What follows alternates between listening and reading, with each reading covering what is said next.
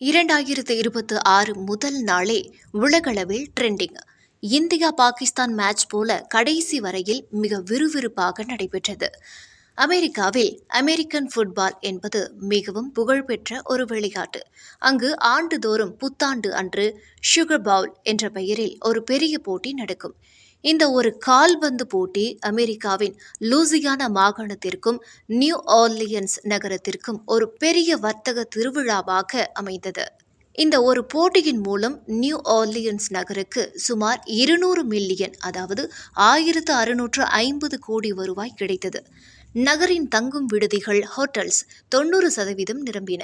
ஒரு சாதாரண வாரத்தை விட உணவகங்கள் மற்றும் கடைகளில் வியாபாரம் பல மடங்கு அதிகரித்தது.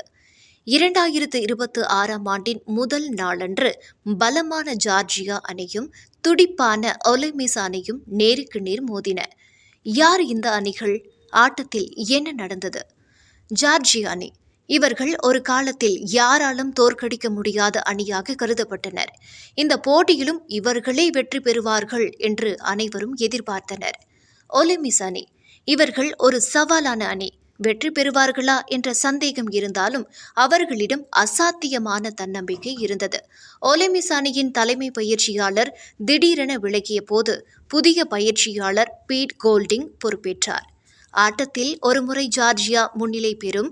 அடுத்த சில நிமிடங்களில் ஒலே மிஸ் பதிலடி கொடுக்கும். ஒலே மிஸ் அணியின் கேப்டன் போல செயல்பட்டவர் ட்ரினிடாட். இவர் பந்தை மின்னல் வேகத்தில் வீசி தன் வீரர்களை கோல் அடிக்க வைத்தார். கடைசி நிமிட பரபரப்பு. ஆட்டம் முடிய இன்னும் சில நொடிகள் மட்டுமே இருந்தபோது இரண்டு அணிகளும் 34-34 என்ற புள்ளிகளுடன் சமமாக இருந்தன.